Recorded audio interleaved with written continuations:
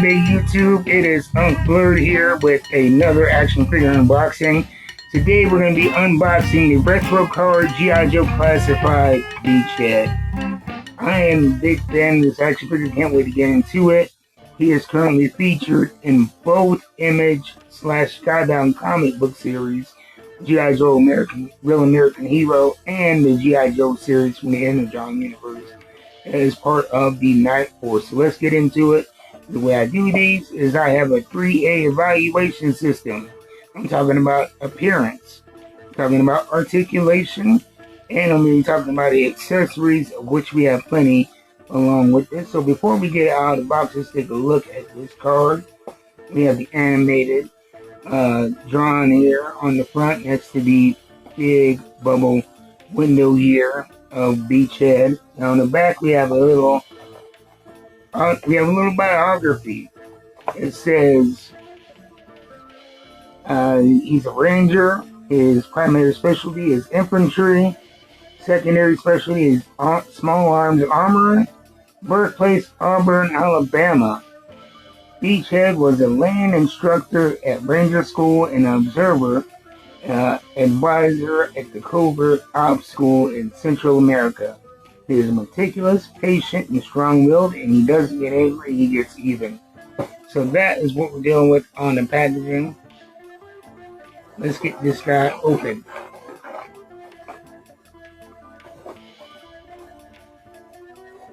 Since I'm not too worried about the card, we're gonna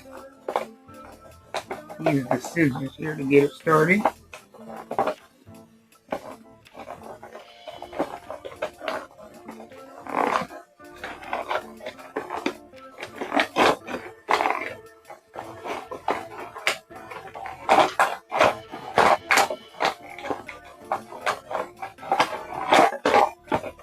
Yeah, this thing is absolutely loaded with accessories.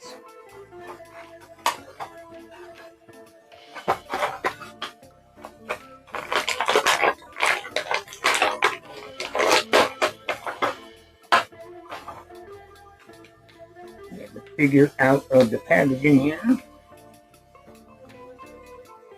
And it comes with a stand.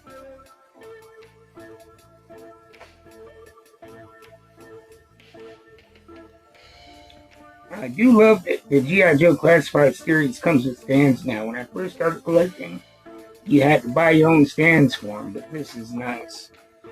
You get a look at that while I unbox the accessories. There's a lot of detail on there. I like the different colors that are going on. That's one complaint I've had about some of the G.I. Joe action figures, is that they're very bland, but we have multiple different colors all over the place, you know, from the weapons to the vest. It really makes the details pop out. I mean, we're going to get more into the details once I get these accessories out, but just getting a cursory look at the way it looks before I even get into my evaluation, I am very impressed getting that guy out the package and seeing that the way the colors accentuate the accessories.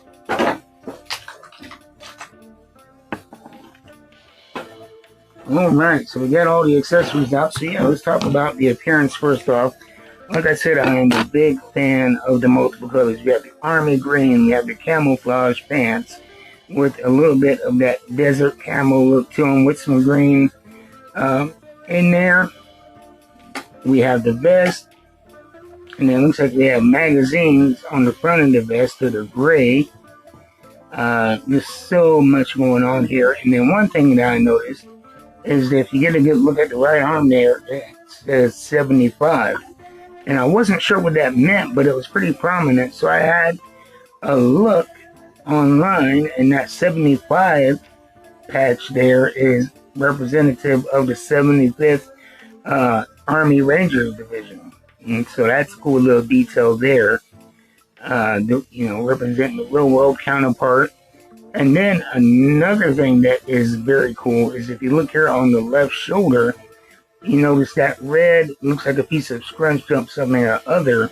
That is actually a red beret, a detail that was in the original 1986 I think 3-inch figure, 3.5-inch scale figure, and it was on the top there, tucked into his shoulder, shoulder right there, and you have that same recreated red beret, and the color differentiation really pops against that black vest. So I am a big fan of this, of the appearance, namely just the color varieties. It is a joy to look at. And I think I might even be missing, am I missing an accessory? Nope, I think I got everything out.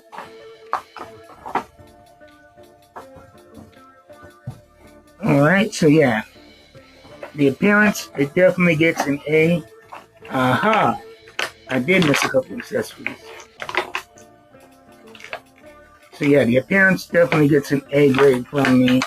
For the painting alone, you guys have heard me talk about these action figures, and I hate a boring paint job. This is not at all boring. So let's talk about articulation now, starting with the head. Head is on a swivel, and we have a lot of good range of motion backward and forward, but the swivel is very stiff. We don't get a lot of motion going around there, which is odd because sometimes motion is hindered by the hair, but you see we don't have any hair, so it's just very stiff for no apparent reason. But we have, check this out, the swivel on the top of the neck, and then the neck on top of having the joint here on the top as well to go backward and forward. So that's a lot of mobility on the top.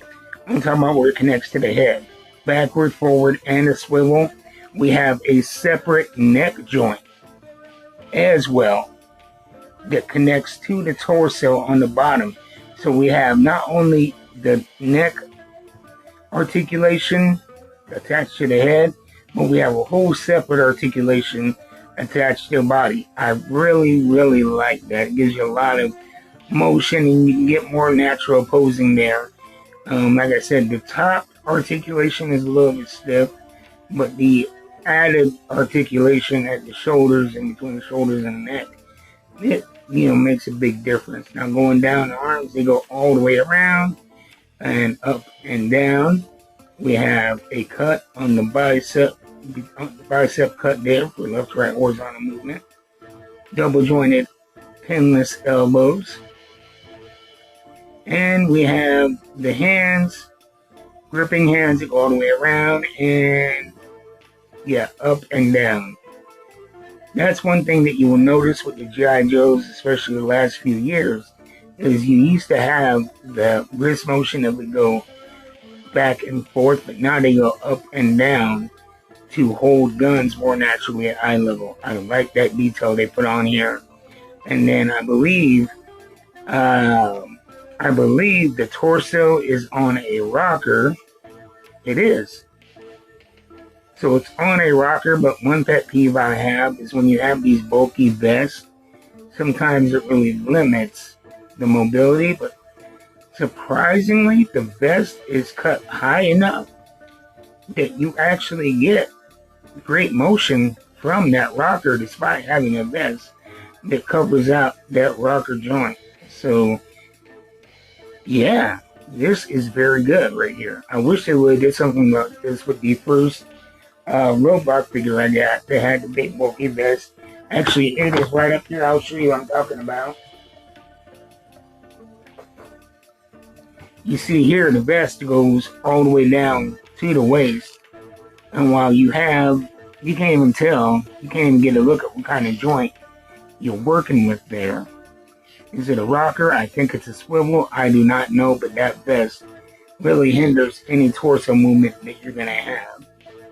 Whereas this is cut just a little bit above the waist, so you can get fairly good mobility out of that rocker. So I am very impressed with that. And in the waist, we have a slight left to right, side to side, but we're not going to get the 360 movement like we do with certain Mattel figures. The hips, we have a ball joint going out to the leg. We have a thigh cup for left to right movement.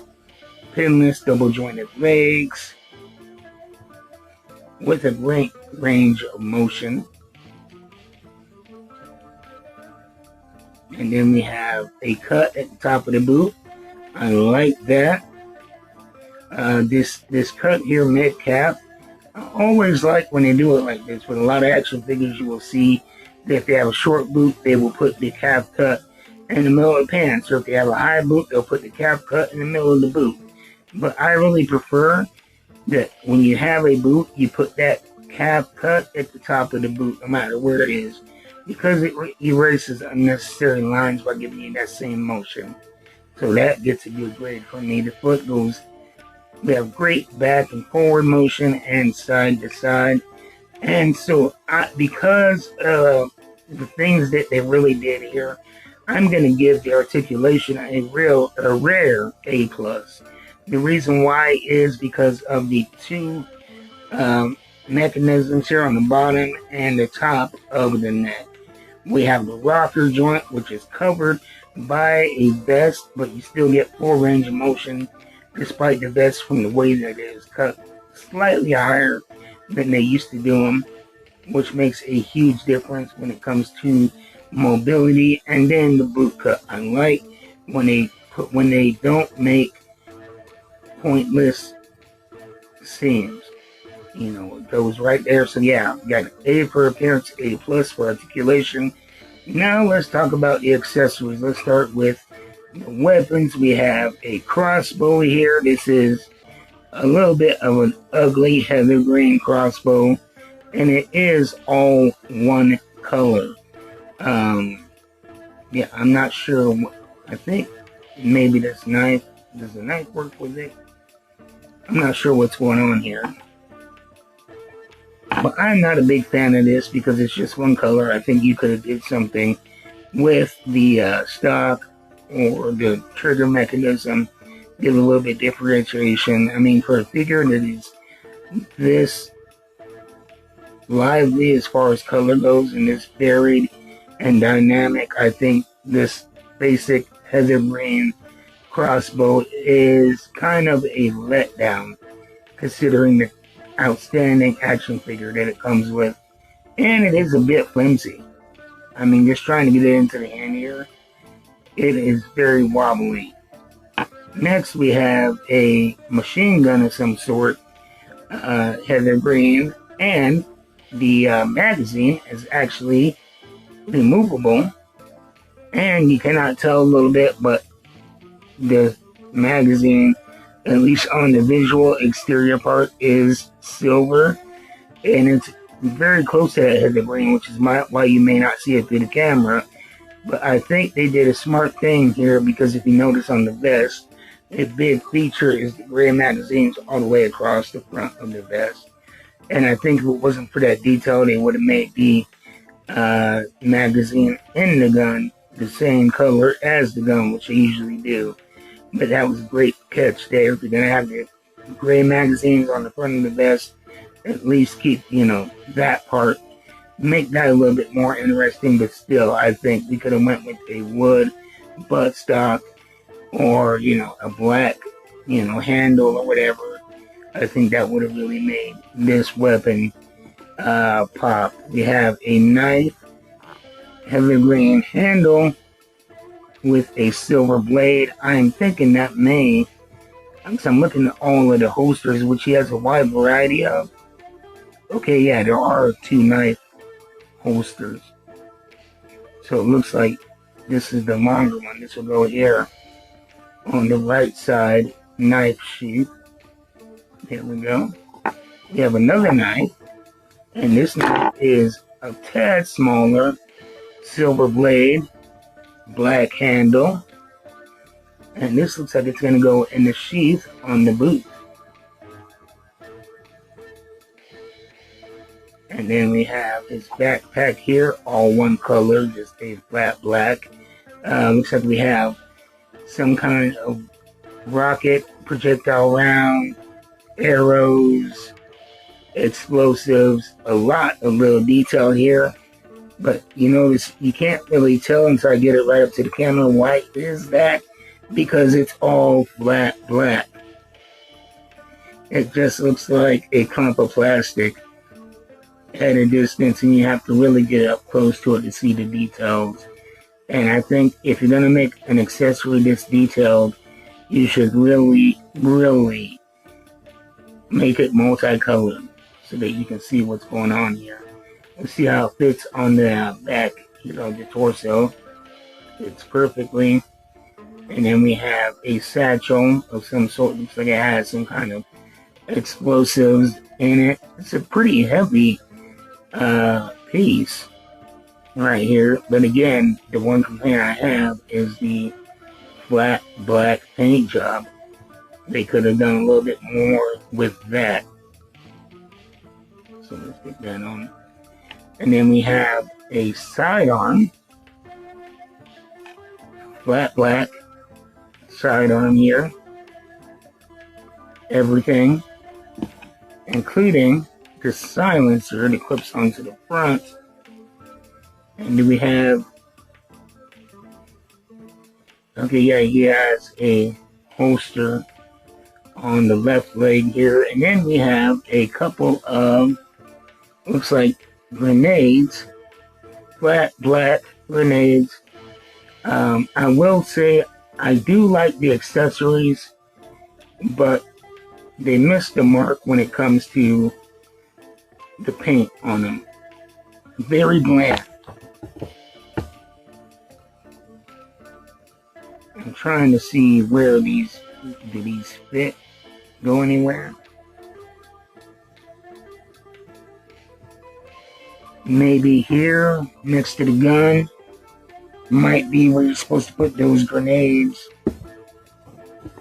I'm not sure. So yeah, I am torn on the accessories because we have so many accessories, but they're just so boring as far as the colors that it goes. Everything is either that heavy green or that flat black. Not a lot going on. I mean, for the breadth and the variety of accessories, I would give that a high grade. But for just the boring nature of the individual accessories, I would give it maybe a B overall, a B minus to C plus for the accessories. So that's my thoughts on the Beachhead. I think if you can get it at a good price, within that $25 to $30 range, it is well worth it. The mobility is outstanding. The appearance is outstanding. And while I have little nitpicks about the accessories and the way they're painted, they are, there's a lot of novelty in the accessories we have and a lot of variety.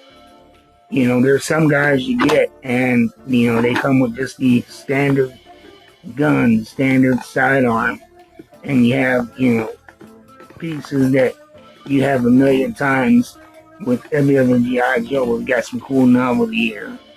And, so yeah, that's my thoughts. What do you guys think of the retro colored G.I. Joe Classified Beachhead? You guys got any Beachhead fans out there? Like I said, I know I am from the comic books and everything like that, but I think this is overall a good figure, barring the boring accessory colors.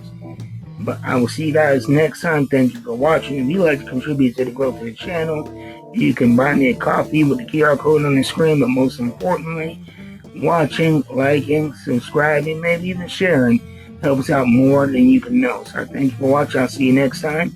Until then, keep buying them action figures. I'm out.